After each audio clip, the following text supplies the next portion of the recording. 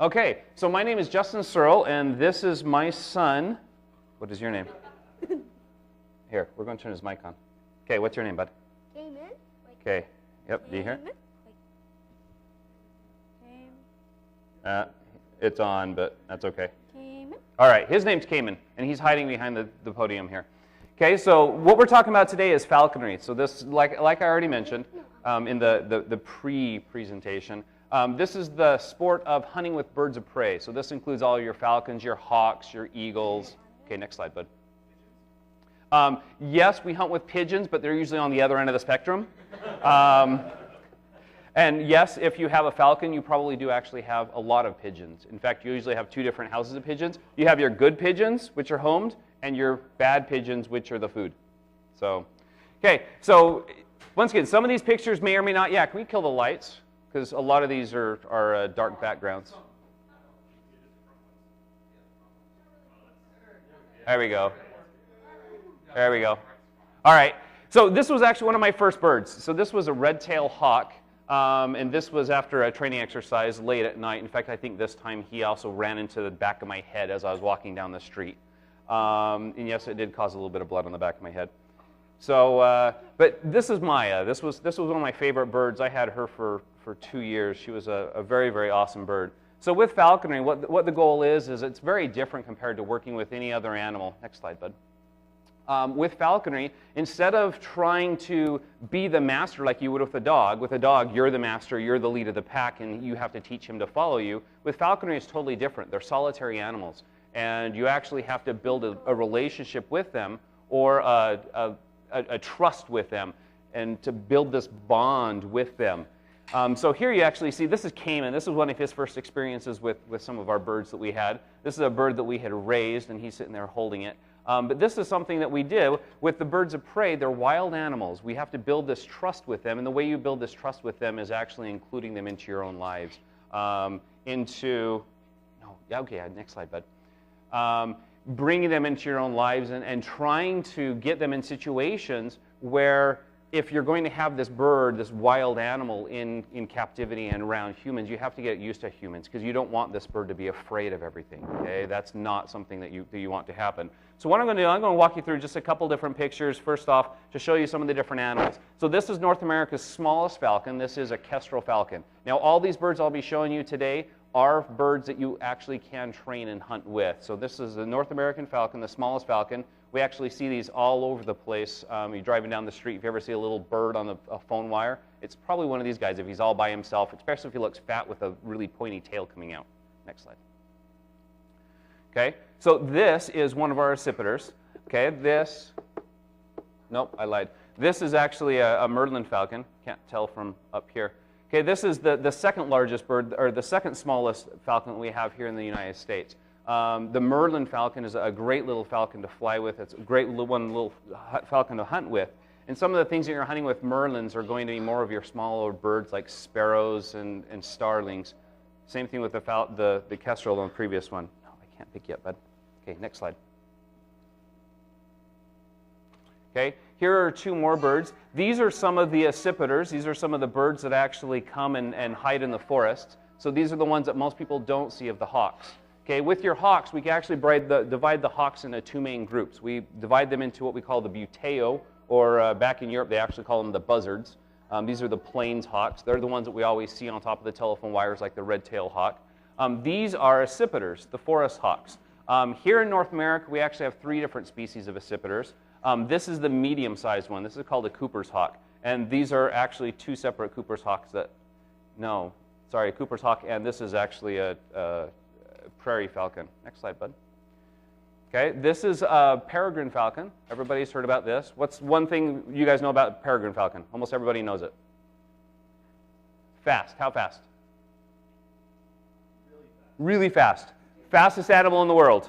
Okay, they actually can dive at speeds up to 250 miles per hour, 225, 250. And the only reason why that we know they go at least that fast, and we know that's not their top speed, is because last time they tried measuring, that was the fastest that their measurement equipment could accurately measure. So they dive amazingly fast. As a result, they also have some of the stiffest feather out of all the bird of prey. In fact, if you have a prairie falcon sitting in your wrist, and he baits. Baits is when he's sitting on the rest and they get scared and they try to fall off, or they fly away, or they try to go after food. Basically, they try to leave their wrist when they're not supposed to. If they ever bait and hit you with their wings across their face, they will actually leave scratches across your face. Their wings are that stiff. Next slide. Yes. Or going after they're going down and they kind of level out. They're still going pretty fast. Okay, these guys go so fast. In fact, most of your falcons will go so fast that if they hit a pigeon in midair, sometimes, yes, it will actually cut the pigeon in half. It has happened before at some of the sky trials that we've gone to. So of the main families of birds, as I mentioned, we have our hawks, which are broken into two families: buteos, the plains, and we have our accipiters, the forest. We have our falcons. Now, of these three main families, these are the three main families that we hunt with.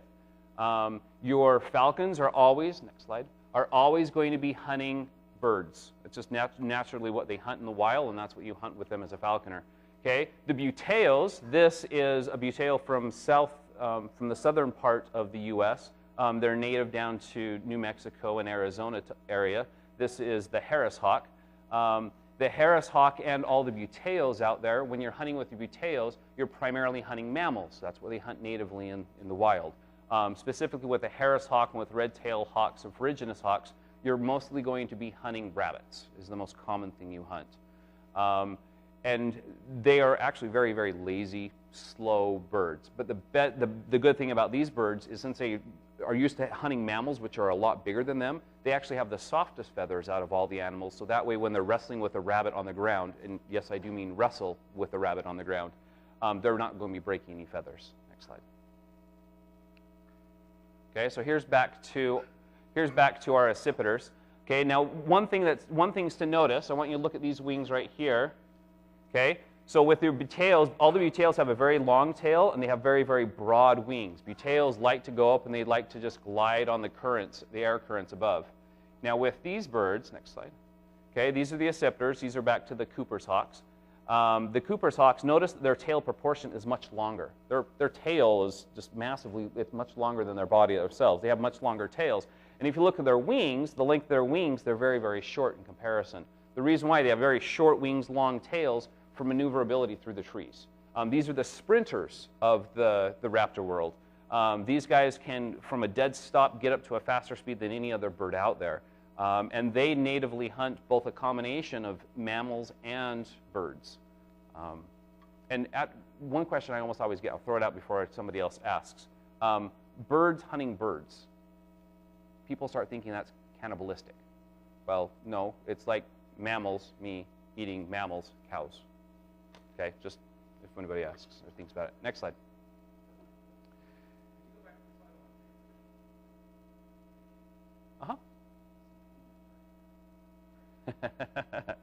Next slide. Okay, so these are the same two birds. Once again, you can see the wings. They're very, very short wings and they're very broad. I don't have a good side-by-side comparison to show you, but they're very short, broad wings with the very, very long tails. Next slide. You'll also notice that their heads, okay, this is the same bird again, their heads are very, very small. All your accipiters have small heads. In fact, we call the accipiters the crazy birds of the bird world. Most of your accipiters are almost like, there's almost like a switch in their head. They see movement, it switches on and they go after it.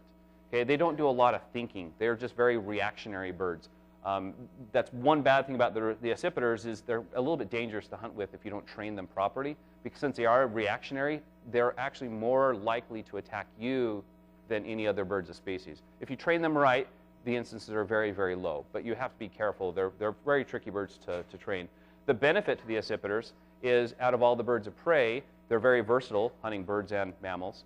And the other benefit is, with your accipiters, they also will bring in more prey than most any other bird out there. It's not uncommon for a well-trained accipiter to be able to bring in 6 to 10 head of whatever you're hunting.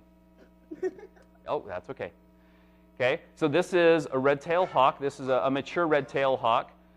Later on in the slide, we'll actually show you some more pictures of the RedTail. The very first one, I remember the very first slide in the deck, had a very white chest. This has a very, very red chest. Okay, that's simply a difference between a juvenile bird, which the first one was with the white chest, and a mature bird with the red chest. You'll also notice the tail is red, where on a juvenile bird it's not. Next slide. Okay, this is North America's largest buteo.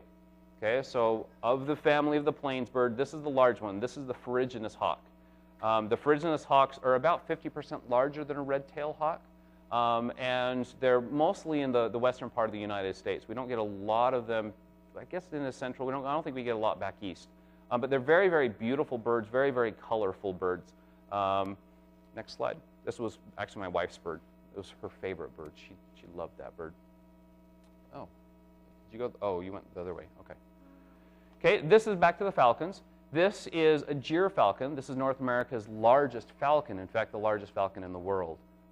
Gyr falcons, just like prairie falcons, can be found almost anywhere in the world. And this is actually a very light-phased gyr, very beautiful birds, probably one of my favorite looking birds. Next slide. Okay, this is another one. This is our prairie falcon. This is a prairie falcon is our medium-sized falcon. They're usually found in the deserts. So they're smaller than the gyrs. They're a little bit smaller than a peregrine falcon. Peregrines like water, so you don't find peregrines in the desert for the most part because they like to hunt waterfowl. They like to be around water. These animals, these prairie falcons, really like the desert. They like the dry climates. So I'm from Utah, and these are very, very populous in Utah. Okay, back to our red tail. You can actually see the red tail, the very, very red tail, the red plumes. Another very distinguishing capability or characteristic on a red tail, besides, of course, the red tail, is you'll always see a bit of a V pattern here. Even in the younger birds, this lighter V is going to be more white instead of reds. But if you're ever trying to identify a bird on the pole and you're looking at the back of it, if you ever see a white V shape, it's almost always a red-tailed hawk. Next slide.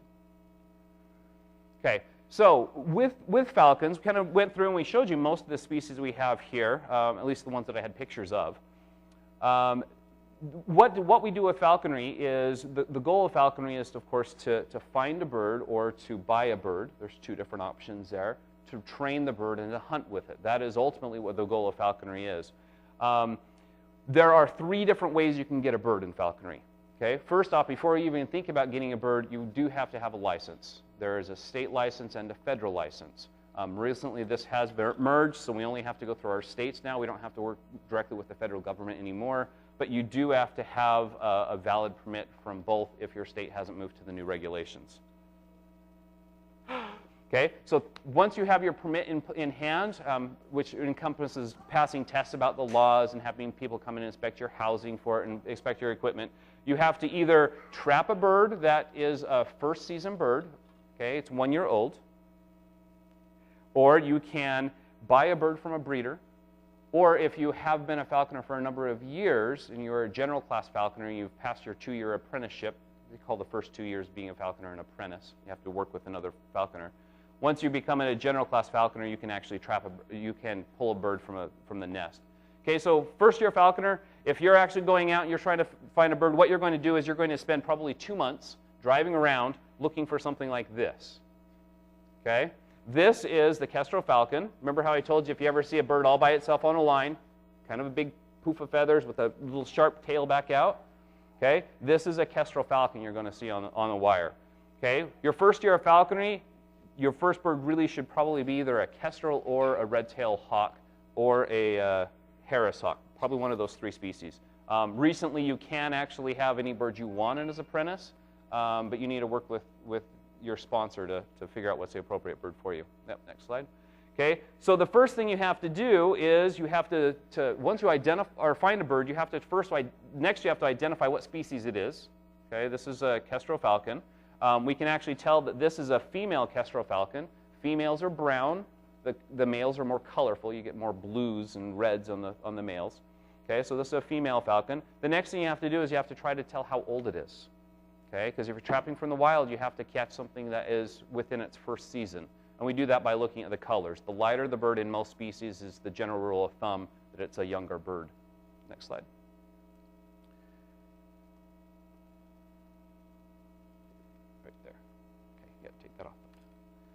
Okay. So when you're out looking, sometimes you end up looking in areas like this. This is actually a trip that we were looking for a prairie falcon, okay, or not a prairie falcon, what is it called? The fastest one. Somebody help me. Your presenter just went blank. Peregrine, thank you. Okay, and peregrines like what? What type of climates does peregrines like? This one, no.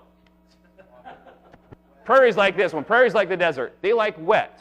Okay, the reason why we are looking for a peregrine falcon in this country is because this is right next to the Colorado River. Okay, they actually hunt on the Colorado River because of all the waterfowl down there. Okay, so yes, we actually hiked all over this looking for birds. Okay, sometimes you're going to look up. This is a red-tail hawk. You can actually tell there's a little bit of a red tint to the tail itself, and then also the normal wing shape to it. But you can see that we were walking all over. We were trying to find nests, and you know when you found a nest, when you find the poop. The poop. Yeah, birds don't quite look like that. Birds usually have wings. They're usually not flat on rocks. They have a little more color to them. I know. I'm trying to help point this out, help you out. Okay, but you're looking for most of your falcons are going to be having their nests in cliffs. Okay, so here's a cliff. Okay, not a bird, and this is poop coming off the cliff. You know it's a fresh nest if you see lots of poop and it's very, very white. That usually means that it's an active nest. Most birds are going to be born between May and June time frame for most of the species. Okay. Oh, that one didn't turn out. Looks great on my screen. You guys will have to believe me. Okay, so this is Kaimen here actually trying to teach a Phrygianus hawk how to read. And they're both very, very attentive. Like I said, you can't quite see. He's actually pointing at this page, and this bird's very attentively trying to figure out what he's pointing at. I don't know if he thinks it's food or just possibly was looking at eating his finger, but you know, it could be either one. Okay, next slide. Okay, anybody know what bird that is? It's big. That is a golden eagle. Okay, golden eagle. Golden eagles, of course, are the largest of the birds. Yes, you can actually have a golden eagle as a falconer. However, you do have to be an experienced falconer to do it. You have to be a licensed falconer for at least 7 years in a row, active years. The reason why, these birds are big and can be very, very dangerous. Okay, the grip of the eagle can actually crush a man's forearm, and has crushed a man's forearm without proper protection. This is actually my wife holding her friend's eagles, and it's for some reason my wife likes the bigger birds. Next one. She doesn't like the little ones. Okay, with your birds, when you're training your birds, it's important to know how to properly handle the bird. When the bird baits or when it's first wild caught, you have to know how to hold it. The biggest thing is you don't want to damage its feathers. Okay, so this is with the smaller birds. You can actually reach right around the birds and hold their wings to them sides so that way they're not flapping the birds, damaging their feathers. You also want to be careful of these because out of all the birds of prey, this is what you always worry about. You don't really worry about this for the most part. There's very few species that are prone to bite you. However, all of them will grab you, and those talons really hurt. Okay? Let's see here. Okay, so this is some of our training. This is actually after it's caught a bird. And if you notice right here, we actually have a little bit of tape around the bird's mouth. Okay? In falconry, what we have to do, if you've caught a bird and you have a young bird that you've raised from a baby, you actually have to teach the bird how to hunt just like a mother would. The way that a mother would teach the bird how to hunt is bringing in half-injured animals. Okay? Sometimes, unfortunately, as a falconer, you have to do that sometimes. You have to take one of your animals, or like a quail, you go buy a quail from a breeder that raises them, and you may have to injure that quail a little bit to try to spark some reaction, some native instincts in these babies to react. Okay, this is a little bit later on in the phase, training phase. What you want to do is you want to cripple their prey somehow so that way their prey can't get away. You want to make it so it's really easy to get the prey item at first and then make it a little harder and harder so they're more apt to chase this bird. And it's very important that you properly train the birds to do this, not just so you can be a successful hunter, but you have to realize that these birds, when you're hunting with them, are flying free. And if they get lost and they don't know how to catch food for themselves, they're going to die. Okay, so it's very, very critical that you're actually doing proper training with these birds. Okay, so that one actually had a little bit of tape on it. This one also is a little bit taped up. You can actually see. Once a bird's actually caught an animal, the first thing you're going to do is you're going to try to trade off for that animal. whatever you do, you don't want the bird to sit there and gorge up on whatever it caught. Okay, you want it to break into, you want it to know that, hey, it's food and get a little bit of prize but for getting some of the fresh meat. Okay, that's always something that he definitely deserves. But with your birds of prey, natively, they're very, very lazy animals. Okay, by default, most birds of prey will actually sit in a tree or sit on a pole for about 90 to 95% of the day doing absolutely nothing.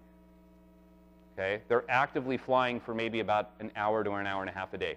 And your training is actually going to mimic that. They're going to be sitting in your housing for most of the day, and then you have to go out and work with them for about an hour a day to make sure that they get their exercise. And amazingly, if you work the birds very hard for that hour, your birds that you're captive training are actually going to be more fit than anything out in the wild. Another key here is proper weight management.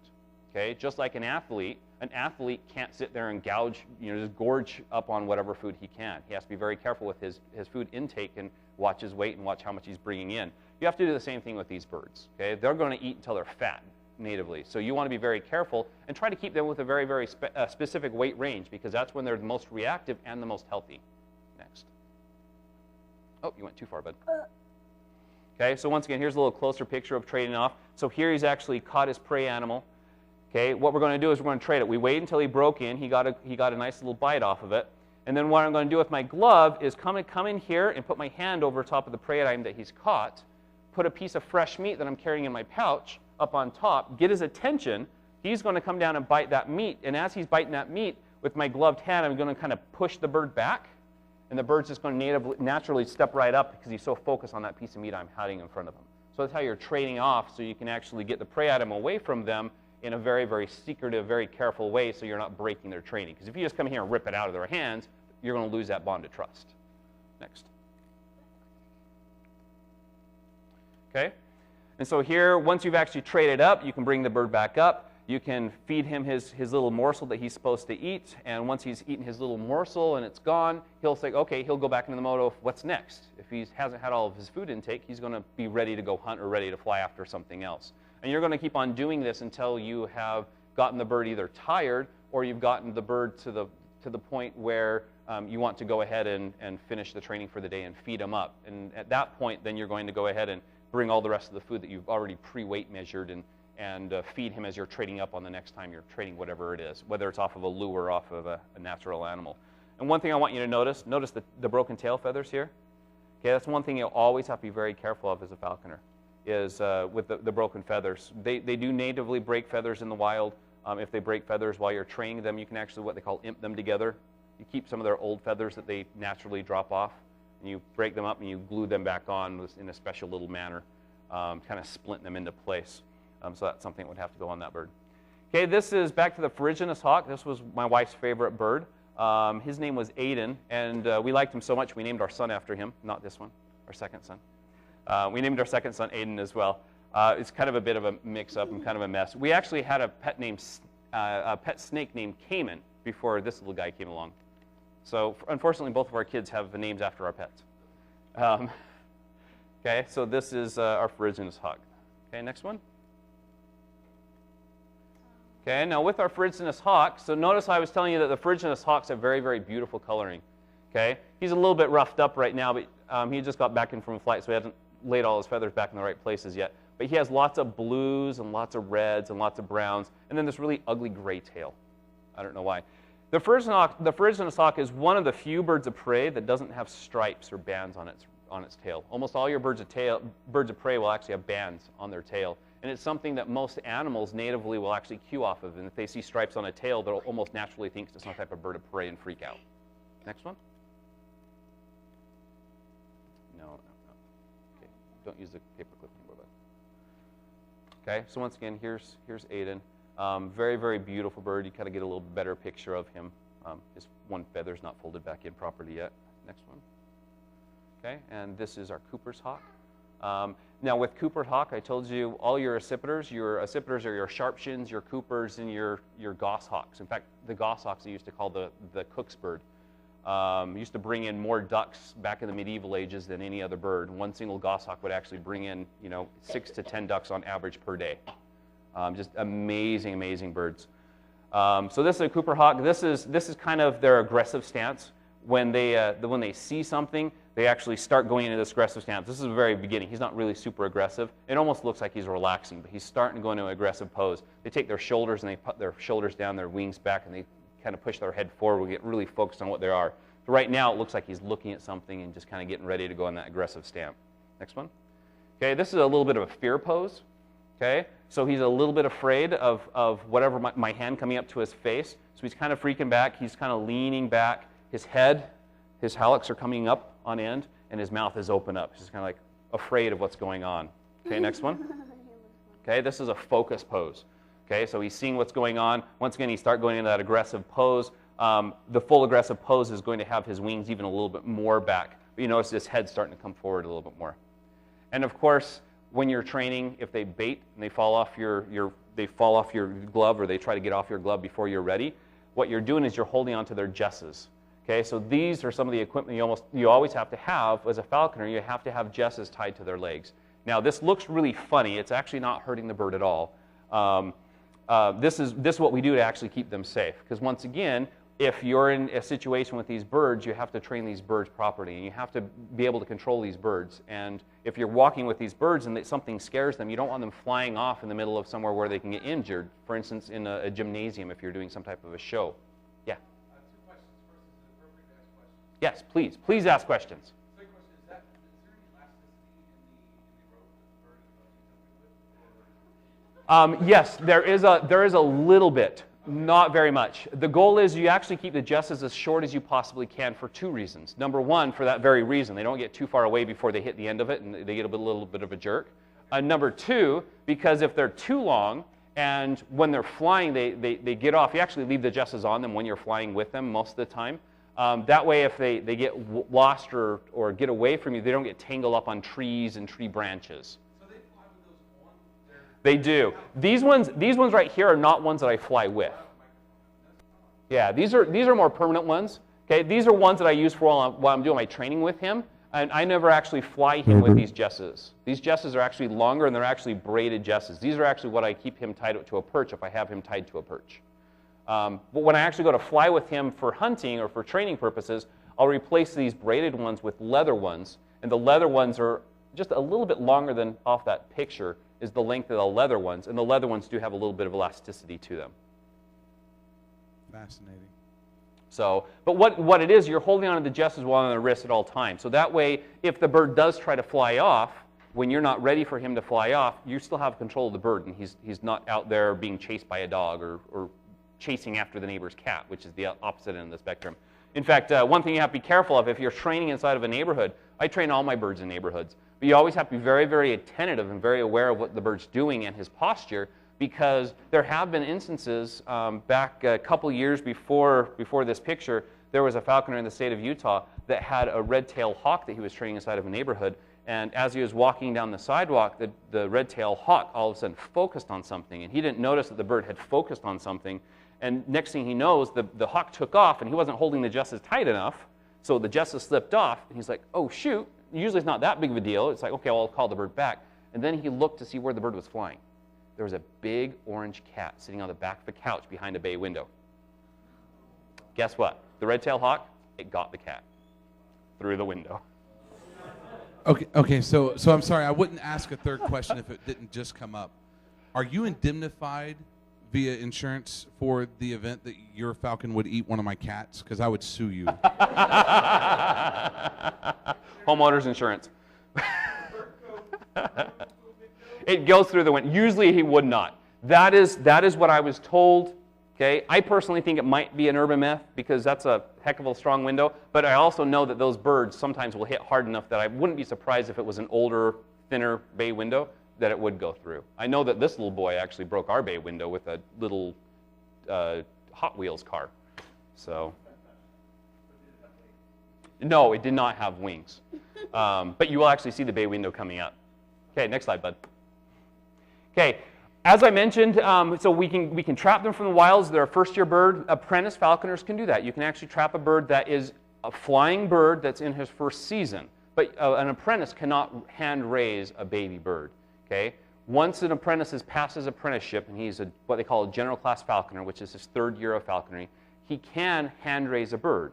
Okay? The reason why they don't let apprentices hand raise a bird is it's a bit tricky. It's a lot of fun, but it's a lot of stress and a lot of mess. And if you do the training wrong, you can end up with a very, very angry, angry little bird. Okay? So, no, but I'm sure you can make one. Yes, there is the Angry Birds app, but that's not the type of app they are. I've never seen a falcon in there. Have you? No, I haven't either. There is the eagle. That's right. There is the eagle. Okay. So this is, hold on, go back one slide, bud. Okay. So this is actually going through and finding a falcon nest. You guys can see that we have some falcon nests, some possible sites here. Okay. So you can actually see some of the poop marks. Okay. And I don't remember which one it was, but one of these nests was actually active. It may have been around the corner. No, I think it was back in the hole. Okay. So this was one of our experience. One of the fun things about falconry is if you are going to be pulling a baby from a nest, it's a lot of work and a lot of fun. Okay, if you like to rappel or climb trees, great, great sport for you. Okay, so this is actually a nest we had to rappel into. Next. Okay, we always have to be aware of the other wildlife. This is a rattlesnake we did come across as we were trying to get this nest. Next one. Because we actually ate him. Really? Yeah, we did. Yeah, you were too young to remember that one. Everybody ever heard of rattlesnake shake and bake? So yeah. No, they don't. What do They taste like rattlesnake. But they definitely don't taste like alligator. Alligator tastes horrible. I didn't eat it right, I know. Kevin hasn't had proper alligator for me yet. So this is rappelling in. We actually had to hike up, find a way on top of this cliff. We had to rappel down. We had to rappel down in this cliff. And when we rappelled, did you guys see where this cliff is? Okay, my rope was clear out here. Okay, in order to get under there, it actually took us about 5 to 10 minutes to actually pendulum enough to get inside of here. And then once we were getting in there, we had to find something to hold on to so we could actually hold ourselves in place to get into this little spot. But the bird nest is right here. This is actually where all the birds are. Next slide. Okay, and this is what we found. Okay, so these are prairie falcons, the little baby prairie falcons. There was actually 4 babies in the nest. Now, one thing people wonder is, well, why does the federal government and state governments allow you to take babies from the nest, straight from the wild? Well, one thing that we have to realize is with your birds of prey, all of your birds of prey have, depending on the species, between a 70 and a 90% mortality rate their first year.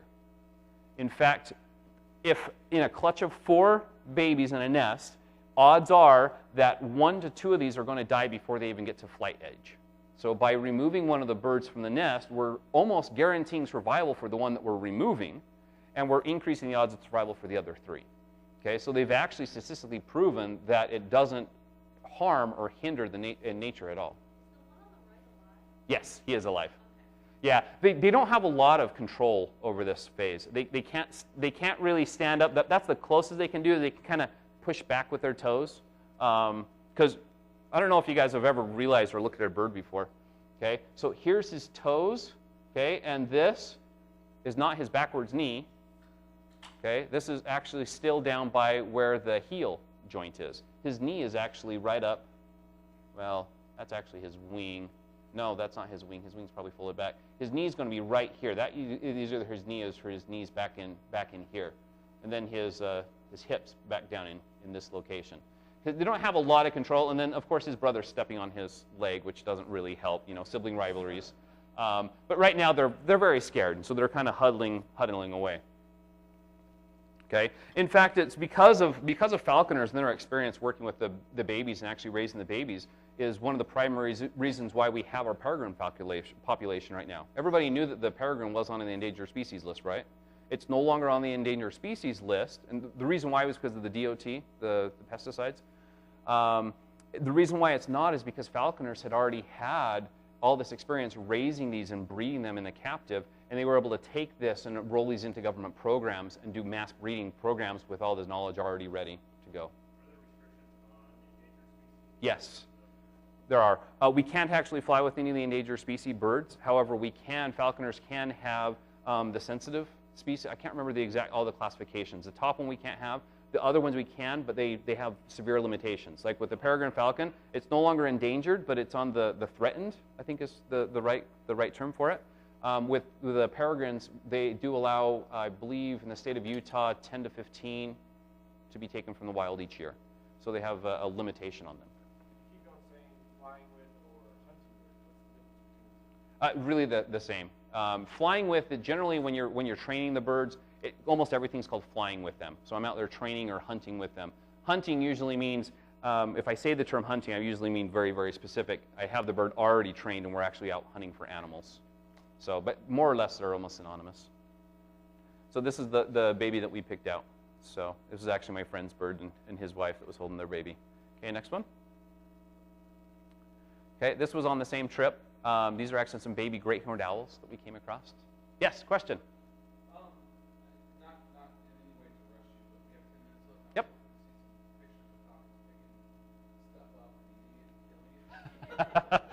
I actually don't have a lot of killing pictures. I'm sorry. Do you have any? No, I don't think so. I have eating meat. I have bloody meat. Let's do it. It's coming up in a minute. Yeah, okay, I'll wait. Okay. Next one. Okay, so besides cliffs, this is actually getting a goshawk. Okay, this is America's largest accipiter. This is the ones I was telling you, the Cook's bird that brought in all the ducks.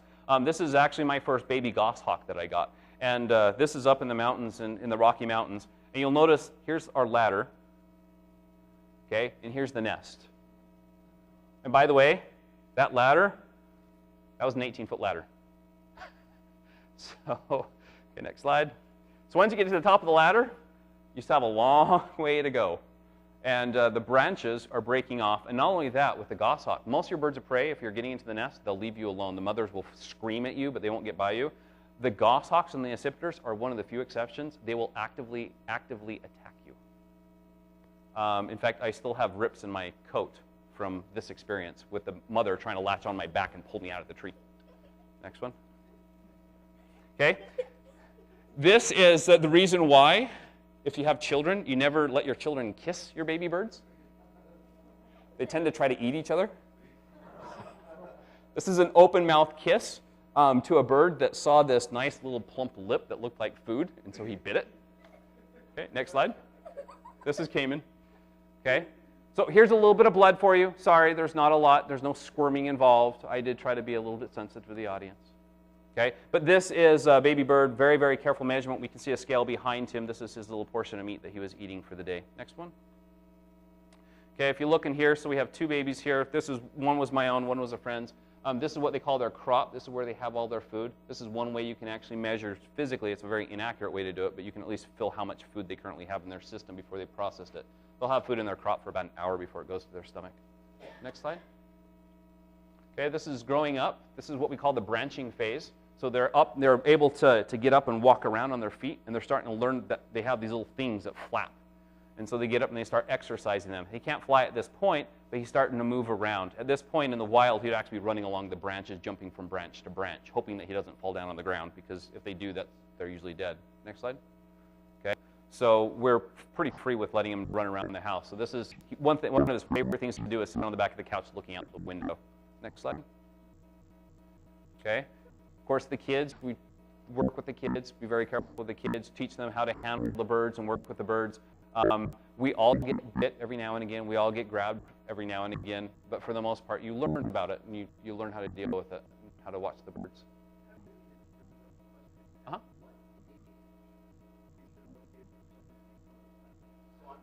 14.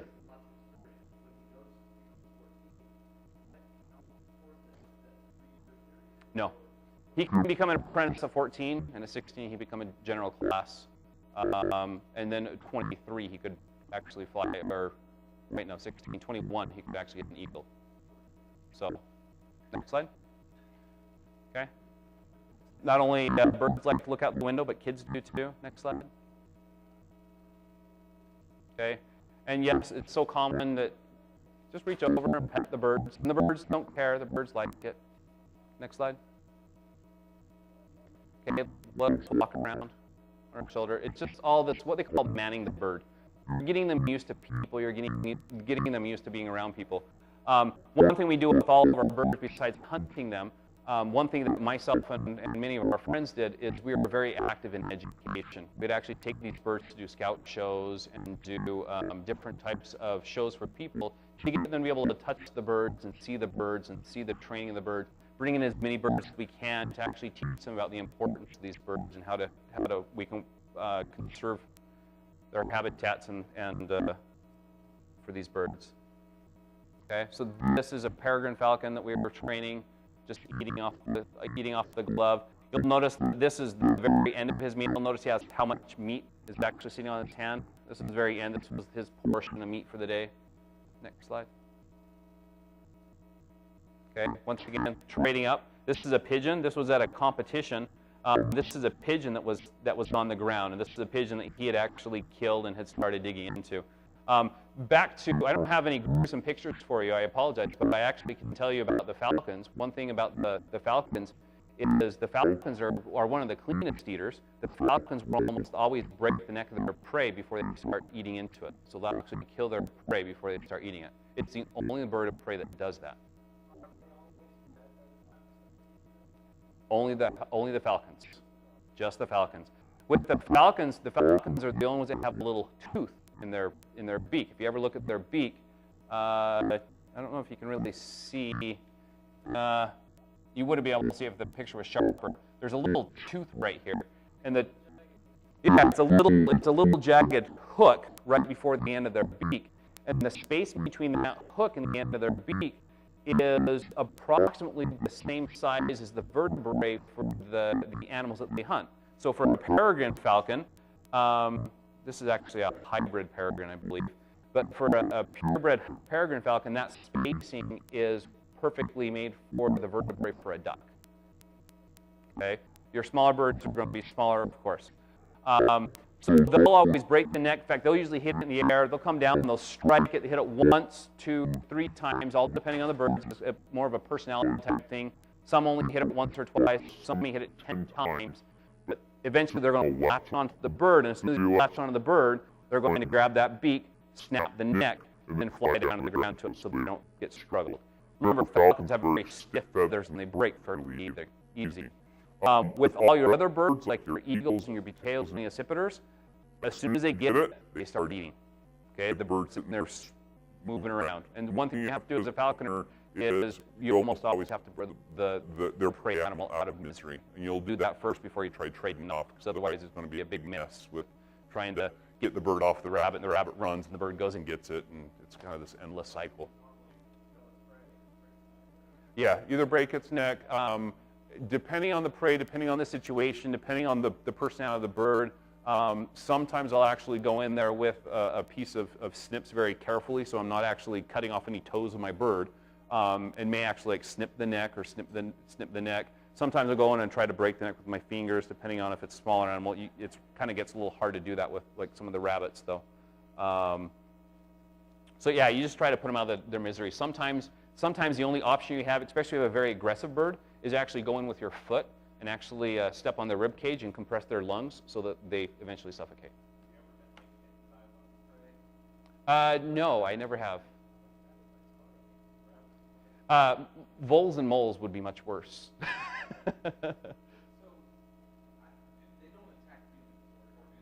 No. Birds of prey? As long as it's not an accipiter and you're not messing with his nest, no. Accipiters will attack you. So your advice would be then protect your neck. What was that? Protect your neck. No, protect your face. Face. I'm sorry, but yeah, a bird of prey is not going to do much to make you bleed to death by attacking your neck. However, he can do a lot by ripping out your eyes. There's that vengeful. Yes. Oh, there's not vengeful. They know it's a native instinct to go for the head. Okay, when a bird of prey, when you get a redtail and he's chasing a rabbit and he catches a rabbit, he'll almost always do one to the main torso of the body and one to the neck right behind the head. And then they'll sit there and ride it down until the rabbit stops kicking around and doing flips. And then once they actually get it to calm down, the first thing he's going to do is he's going to go up and start biting for the eyes. Do they ever say No. Surprisingly, they make very, very little noises at all. In fact, everybody knows the screech of an eagle that you'll hear in all the movies? Yeah. That's not an eagle. That's a red-tailed hawk. Not Hensley, right? So Nice.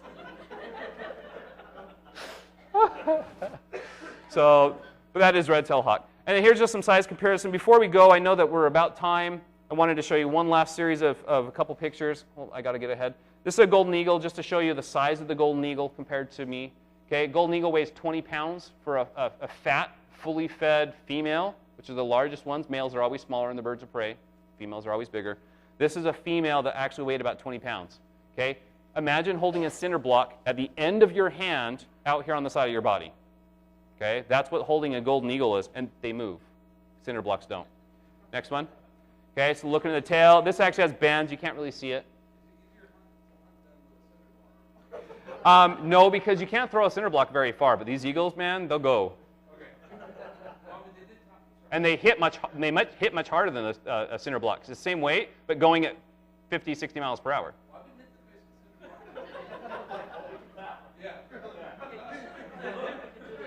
What was that? Yes, you can hunt with owls, but owls are the stupidest bird of prey out there. Okay, the reason why owls are so stupid, they're not wise. I don't know where they came up with that. They look wise because they're sitting up there thinking, what am I doing over here? Okay. They have the biggest head out of any of the birds of prey, the owls do, proportionately to their body. But you have to realize that that's like 60% eyes. Okay? There's not much brain behind there. They're the stupidest animals. You can hunt with them, but you don't really hunt with them. You kind of pseudo-hunt with them. They're just not very smart. They're not very reactive. They're very, very difficult to train. They actually make very, very good education birds because they'll sit there very calmly and let people pet them, and everybody likes to see owls. Well, they know about the Did you say you wanted me to hurry so I could be finished?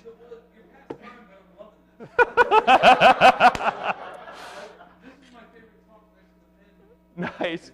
Okay, now look at the talons here. Look at the feet. Okay, that is my hand. Okay, sitting like this. Yes. Well, cosmetic surgery. Down to the bottom. Okay, his talons from tip to tip actually went further than my hand could. Okay, he can actually on my forearm go all the way around and have his talons cross. Okay, next one. Golden eagle. Okay, so this is a golden eagle, just absolutely massive, massive birds. Next slide. Okay, notice the straining. Okay, this is a 20-pound cinder block that's no longer right here, but rather out here trying to fly away. Okay, so once again, just absolutely massive, huge birds. Very, very fun birds. And to give you a little bit more perspective, okay, this is all of us holding out the wings, actually checking the bird over, make sure he was okay. This is a bird that we had actually found, and he wasn't flying. Come to find out, he had found a roadkill and cropped up, meaning he had just gorged on this piece of food, and he had eaten so much food, he couldn't take off anymore. Eagles actually are 50% carrion birds. Okay, they only hunt and actively hunt 50% of the food that they eat. The rest of it they actually find dead on the ground. Okay, so but very, very big birds. Once again, I had a picture that actually showed my finger next to one of the talons. Their talon's almost as big as my finger. No, this is an adult. This is an adult female, and you know it's an adult because it has a gold head. The first 3 years, they don't have a gold head; they have a brown head. What did you name that one? This is one we didn't actually keep. This is one we only had for a night. We had found it out in the wild. A farmer had called us and said, "Hey, we have an injured eagle out here. Can you come help us out?" We went and picked it up. It couldn't fly. We brought it back. We checked it over. Everything looked fine. We could see that. I mean, its crop right here. Actually, you can see it. Usually, this line is about like this. Okay, this is his crop. This is when we first got him. He was like this. It looked like he had swallowed a basketball. It was absolutely funny. The next morning, he was fine. He was able to fly right off. Oh, here we go. Here's the picture with the finger. Okay, so showing you the talon with my finger. Okay, just absolutely amazing, amazing birds. Next one. Okay, and then the final one. One more. Okay, final slide. Just show you. It didn't turn out either. So this is the golden eagle. This is the red-tail hawk. These are the birds that everybody sees on top of the poles. If you see a hawk sitting on top of a pole, if it's in the summertime, it's a like 90% chance it's a red-tail hawk. If it's in the wintertime, then it's a smaller chance. But these are the birds that everybody sees. They look like very, very big birds. Okay, but look how small this guy is compared to the golden eagle. Okay, golden eagle are massive.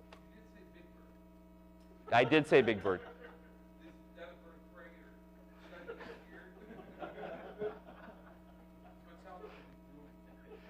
And absolutely no comment. All right, and that's it. We better go. I actually have a few more slides, but we'll call that good for now. What's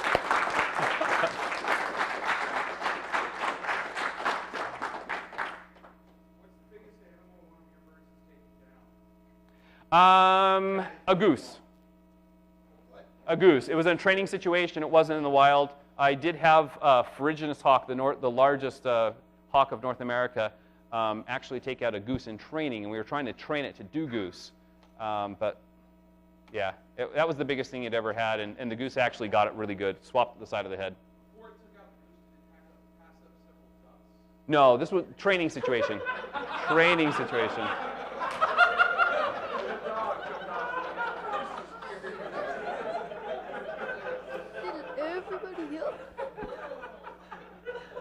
Did everybody nothing? Oh boy, reminiscing in your childhood. Yes. Two questions. Do you have other animals? Nope. Currently, we don't have. Currently, we don't have any birds of prey. I travel way too much, unfortunately, so I don't have any birds of prey. I'm actually working on decreasing my travel so I can get another bird because I am having some serious withdrawal symptoms. Thus, this talk. Yes. Like, you know, everyone knows dog. What is it to have a dog? About the same as a large dog. Really? Yeah, not like gigantic dog, like a lab. About the same as a lab. You're thinking about probably $20 to $30 a month. Are there like special vet bills or anything you have to pay? No, but you do have to, if you ever need a vet, you do need to usually use a specialized vet. Most vets will not treat the birds. All right, so you got the bird you use like you're manning it Uh-huh. around the house, you know, like. So is there any kind of like toilet training you have to worry about? Or? Yes, it's called a mat. Yeah, and you change the mat. So you gotta, he goes on. It is. Most of the bigger birds you actually don't keep in the house. You actually keep them inside of a housing. I had some housing pictures, but we didn't get them. This is our kestrel. Kestrels actually are one of the few birds you actually keep inside the house because they're very easy. All your falcons poop straight down. All of your accipiters slice. They mean shoot horizontal. And it will go sometimes like 8 feet. And then your butails are kind of in between. They kind of launch a little bomb.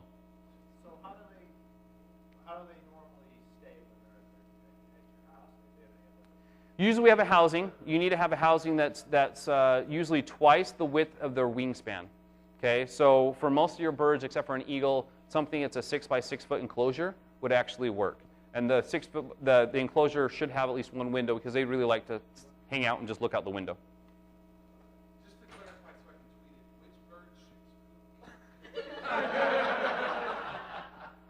shoots? Accipiters. Call it goshawk. Just say goshawk. It's easier to spell. Yes. Okay, so you know that your official hashtag It's called slice. slicing, Yes. He slices 8 feet. but 8 feet, right? Yes. And we've made an official hashtag for your talk called Fuck Yeah Falcons. Like, it's just going on. It's awesome. We're taking it serious, by the way. Awesome. Yeah, Big Bird's in there, right? Not yet. Cool. Any other questions before who's the next presenter? Is he already sitting here waiting? Well, there's 6 slides anyways next. Oh. That's next door. Oh, cool. He already ran through all the rest of the slides. So, any other questions? I guess we can take as long as we want for questions. So, if you had a whole bunch of birds, like, Uh-huh. you would have them separate, I guess. Yes, separate housings for each one. Handle each other. Yep. Unless they're the same species and you're breeding them, you don't want them in the same room. So, when we are transporting them, I have my own mic, buddy, and yours doesn't work. When you're transporting them, you transport them with hoods on. Okay, hood are the little, people call them helmets. They're actually called hoods. And that simply keeps the bird calm, and it keeps them so they can't see their surroundings, so they're not scared by anything. So you can actually have birds next to each other with their hoods on because they very calmly deal with it. In fact, if you notice on some of the pictures, I would have 2 birds next to each other. One would be hooded and one would not. If you have them both unhooded, they kind of freak out. If one's hooded and the other one's not, they're usually fairly good. And then it comes down to personalities of the bird. Some birds actually will hang out together, but you generally don't want to get them too close because they may attack or just react. I saw. Don't do that, bud. We don't want to hurt that cord. Back when I was about his age, somebody came and did a presentation at our elementary school, and it was something that I was always fascinated into. I had gotten some falconry books and some bird of prey books, and had always studied it. Loved the fact. Swore that I was going to get into it once I was an adult, and once I could get into it. Then I became an adult and I totally forgot about it until my wife started working with a gentleman, there was a couple slides with the guy with red hair. That was Ben. My wife started working at the same location that Ben did and found out Ben was a falconer and came home and told me about it, how cool this was, his hobby was, and hey, that's something I've always wanted to do. And so we got into it, and now we've been licensed falconers, my wife and I, for about 10 years now. You actually don't need that much land at all. With your falcons, you can keep falcons indoors since they poop straight down. That's actually one of the biggest things. Your smaller falcons are very easy to keep indoors. Your bigger falcons become much harder because you usually want to have a place where they can stretch out and look out a window and kind of walk around. But you could, as long as your landlord actually okayed you, you could actually keep it in an apartment. As long as you had some type of a porch, you could take them outside, and you did a very good job training them every single day. But for the most part, you generally want to have their own separate housing that's outdoor with their own window and somewhere they can kind of hang out. I mean, just having like a fifth of an acre would be more than plenty. Just somewhere where you can have a little shed in your backyard. I don't know. Yeah, we're going to skip you. Oh, yeah. Are there regulations as far as hunting in parks? Yes and no. You can train in most parks. There's usually no regulations about training in parks. In fact, there's usually no regulations on being able to keep birds of prey. They are not an animal. They are not livestock. They are not a pet. So any of the pet laws, any of the livestock animals or laws don't actually count towards falconry. They're actually a bird of prey, and this bird of prey is a wild animal that is only temporarily in my possession.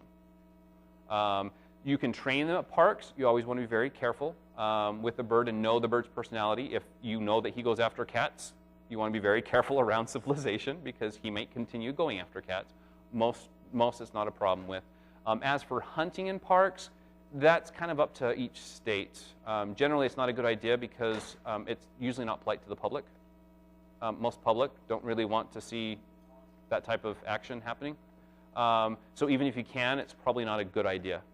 However, you usually can hunt areas where you can't usually hunt with guns. You can hunt within city limits with falcons where you usually can't with guns because of firearm laws. Is there ever problems with taking them into territory of other hawks? No, it's not that big of a deal. The biggest problem you usually have are golden eagles chasing off falcons. If you're out in the desert, you get a falcon or eagle that's soaring up above and sees a falcon, and he might come diving after it. It's very rare it ever happens that the eagle gets it because the eagles are much slower than the falcons. But the worst case scenario there, of course, he could eat your falcon. The most likely scenario is he actually scares your falcon off, and you end up spending the next 6 hours tracking down your falcon with your telemetry, trying to find out which mountain range he just went and landed on and figuring out how to get up there to get him back down. Kind of a follow-up on the hunting question. Do you have to follow normal hunting laws? Like, if you're hunting ducks, can you only hunt ducks during duck hunting season? Yes. Do you have to have any kind of, special license? Like, do you have to have a small game license to go hunt rabbits? Yes. With them? Okay. So it's Not rabbits. You do for cottontail rabbits because they're protected under at least in the state of Utah, they're protected under the small game license. However, jackrabbits in the state of Utah are not protected, and I can actually hunt jackrabbits without any hunting license as long as I have my falconry license. Okay, so do you need like a duck hunting license to go hunt ducks? Yes. Okay, thank you. Yep. You definitely do, and you hunt within the same seasons as them. Some states may have in the duck hunting license, they may have some special clauses about falcons. In fact, the most common thing you'll see is on most of the hunting, especially with waterfowl. They are very specific about which waterfowl you can and can't hunt and bag limits on each one. They usually loosen those bag limits with the falcons because you can't necessarily control which duck he goes and grabs. They're also very, very good with if your falcon or your bird of prey ever goes and grabs a protected species that's out there. As long as you call them up and report it within 5 days, they're absolutely fine with that. As long as you're not actively hunting it, they realize that it happens. If that's ever the case, the laws in most states basically says that your falcon can feed up on the bird prey, but you cannot take that bird prey into your possession if it's a protected species. Yes, I'm avoiding you. You have the same restrictions. But I have the mic. Buy a bird. What was that? You have the same hunting restrictions if you buy a bird. Yes. It doesn't matter how you got it. If you trapped it as a one-year-old bird, if you raised it as a baby, or if you bought it captive bred, yeah, it's the same exact laws. Okay. Okay, because he asked my serious question, the other question is, when you take your falcon hunting and you're in civilization, do you have to carry a scoop for the poop? No. 8 feet's a long way. It is a long way. But I promise that a scoop or a plastic bag is not going to help you one bit.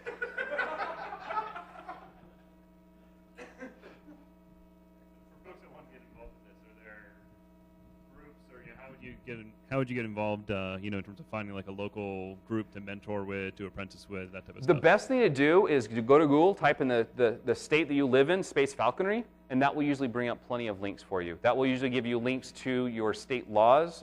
Most of the state laws are very, very similar because they're based on, most states will let you do anything that the federal government lets you do. They can't give you more permission than the federal government. They can only restrict your permission, and most states choose not to. And there's only, I believe, five to six states in the union that don't allow falconry. So it's usually pretty open to do. Sorry, I don't know if you've answered this question earlier, but what's the biggest bird you have? The biggest bird that I have had personally is a Ferruginous hawk. So. Wingspan, roughly? Sorry, what? What's its wingspan? A Ferruginous hawk is North America's largest bird. The only thing bigger is a golden eagle. Its wingspan is, I don't know what this wingspan is. Its wingspan's probably 4.5, 5 feet, maybe pushing 6. I think a golden eagle is about 8. So decent size. It is. It's very, very decent sized bird. To give you some ideas for weight, a red-tail hawk, a male red-tail hawk usually comes in at about 1.5 pounds. A female red-tail hawk comes in about 2 pounds. A Ferruginous hawk comes in at about 2.5 pounds, sometimes pushing 3, which is about the same as a great horned owl. And then you have your golden eagles. Golden eagle male is about, at hunting weight's about 8 to 10 pounds. Female at hunting weight is between 12 and 15 pounds. Fat weights for a female is like 20 pounds. Hey, not a problem. I'll stick around as long as you guys have questions. I've got one more question. Okay. Hold on. I know she's trying to get it out once. Sorry, I have like 5 people at once.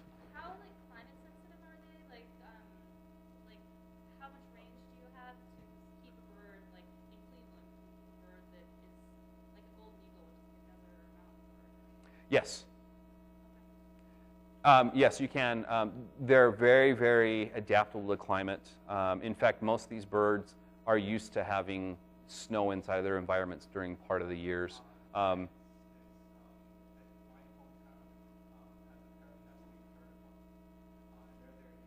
Yeah.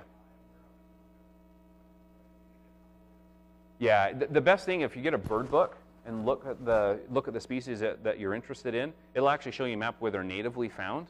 And for the most part, most of the birds here that are found natively almost anywhere in the nation can be had and kept anywhere in the nation. Very, very few exceptions. In fact, a lot of breeders, you can actually import species from all the world and keep them inside of these environments. The biggest fear about that is if you bring something up, if you bring an import bird in from Africa and bring it to a very, very cold climate like Alaska, more extreme than here.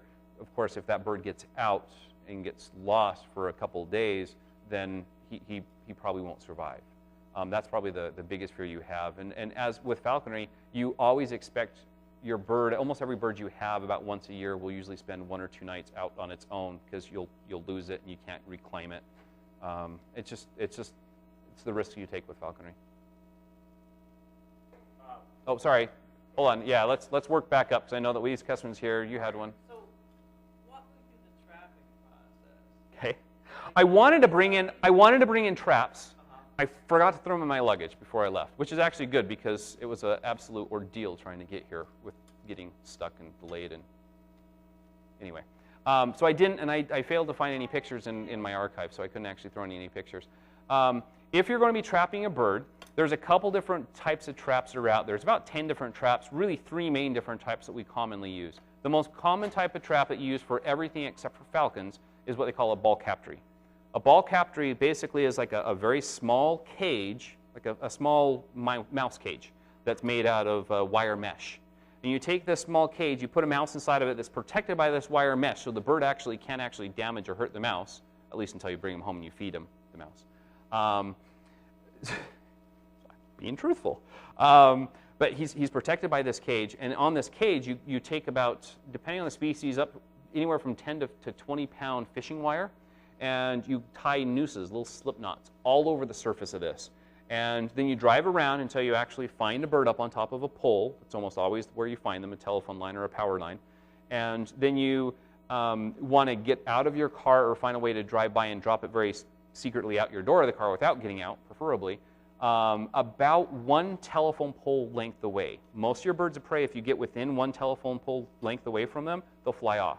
So you get about 1 pole away, you very carefully drop the trap out the door, and then you drive about 1 telephone pole away, and you sit there and wait for the bird to come down. If the bird's going to come down, he'll usually do it within the first 3 to 5 minutes. Once the bird comes down, he'll try to get to the prey animal. He'll get his talons all wrapped up in the nooses. You'll come running up, give it about 10 to 30 seconds until it looks like he's caught, and you kind of see him almost tripping over the trap. And then you just want to run up there as fast as you can, or drive up as fast as you can, and of course be careful of the bird. But the reason why is you want to scare the bird. You want the bird to know you're coming, and you want that bird's focus to immediately be on you. Once his focus is on you, he's first going to try to fly away with it. But as soon as you get within a certain distance of him, he's going to realize, I can't get away, I need to protect myself, and he's going to roll to his back. That's what you want him to do. You want him to roll to his back as fast as you can get there, so that way he stops struggling, so number 1, he doesn't get away, and number 2, he doesn't hurt himself with those nooses. Usually he has like 5 or 6 nooses on him, and so that none of them are actually digging into his skin or causing a problem. In fact, we've only had 1 time where we had a noose actually cause a little bit of blood. It wasn't anything serious on the bird's talon. But you get up there as fast as he can, so he goes back to his back and gets in a defensive position and puts his talons up.